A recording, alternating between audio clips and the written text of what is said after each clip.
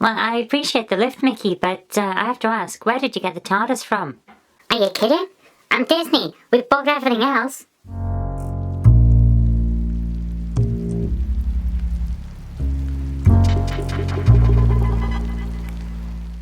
Hello book lovers and welcome to another episode of the Monday Book Club. We've got a bit of a change of scene because work is going on down in the library, so we've got to work in my office instead. But what I want to talk about this week is what is essentially the first of the new post-Return of the Jedi canon for Star Wars. The whole of the original expanded universe of Star Wars was wiped clean when Disney bought the rights from LucasArts, and the point being that they wanted to start their own canon where you won't know when you go and see the new films what's going to happen, which I can understand. I was quite happy with those reasons. I mean, there is an argument to say we should have kept the originals, but I can see why they'd want to do it this way. A lot of people, however, weren't happy, and whether they took to this new set or not would all come down to whether Chuck Wendig's new book, Star Wars Aftermath, was any good. So, was it? Let's have a look. There are a few things I love more than Star Wars, and they can be counted on the fingers of one hand. Star Trek and Doctor Who being the most prominent of those things. So it's fair to say that after waiting to see The Force Awakens before deciding whether to dive into the new Disney Star Wars canon, this book had its work cut out for it. Aftermath has garnered a lot of ill feeling from the internet, which shouldn't surprise anyone because it's the internet and hating everything is what it does best. Nevertheless, I picked it up and was hooked from the start. Even a relative of mine who normally doesn't like to read was hooked. He borrowed my copy before I could even start reading it, so there's definitely something good here. The book brings a more rounded feel to the new Star Wars universe than even the films have managed. The happily ever after ending to Return the Jedi is given a far more realistic addendum than was ever present before, and that's no bad thing. The celebrations after the second Death Star explodes don't last, and reality ensues with a heartbreaking severity.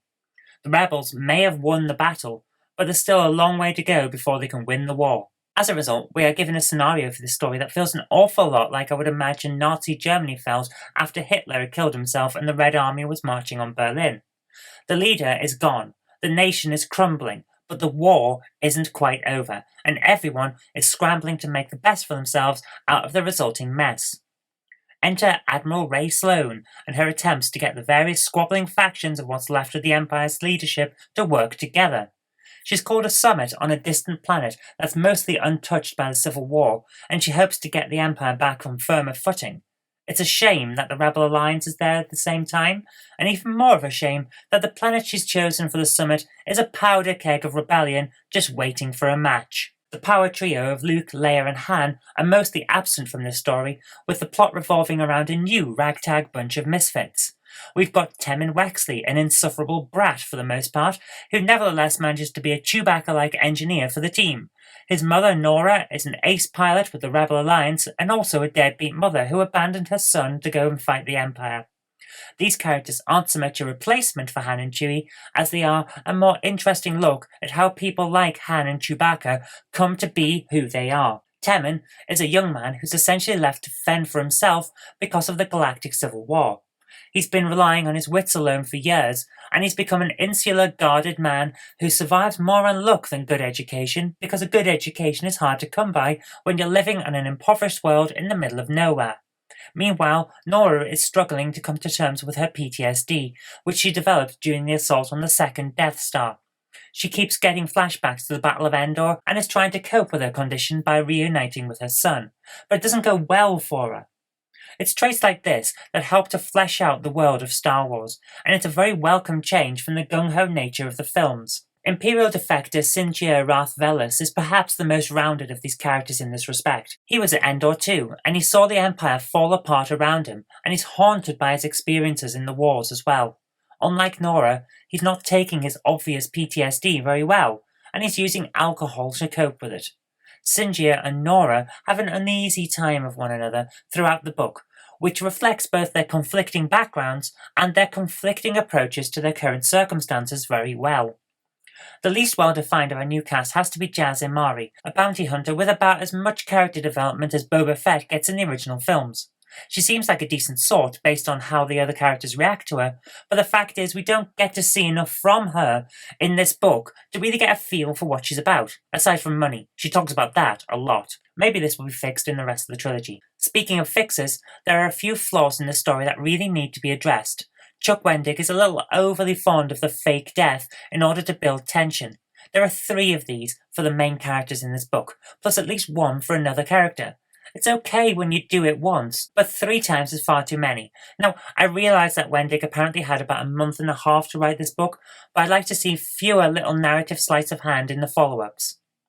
The other issue is that there are too many things that Wendig has had to set up here, and I realise that this isn't his fault.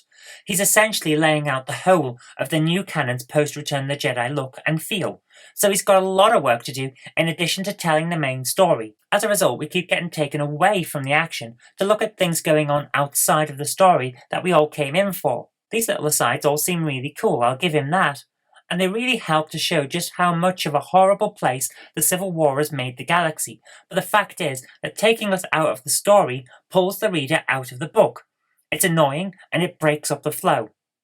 Nevertheless, this is a cracking story. It garnered a lot of flack when it was first published for a number of reasons, but now the dust has settled and we can take a look at it on its own merits, it stands up really well. Is it the greatest Star Wars story ever written? No, but it's far from being the worst. So give it a try, there's a lot here to enjoy. So there you have it. Personally, I thought this book was quite good. A lot of people on the internet weren't so happy with it, but then again, a lot of people on the internet aren't happy with anything. So there you go. Personally, I thought as a book itself, not with anything else that's going on, just is this book good? I thought it was pretty good. So I enjoyed it, and I thought it was well worth having a read, and I think you might enjoy it too. Anyway, that's all I've got time for today, so thank you very much for watching. I hope you did like this, and if you did, remember to click the like button, share it with your friends so that they know a good book when they see it, and do subscribe for future videos because there will be more in the future. But until next time, I've been Kirk-Robinson. You've been watching the Monday Book Club on ZJKR, and I'll see you next time.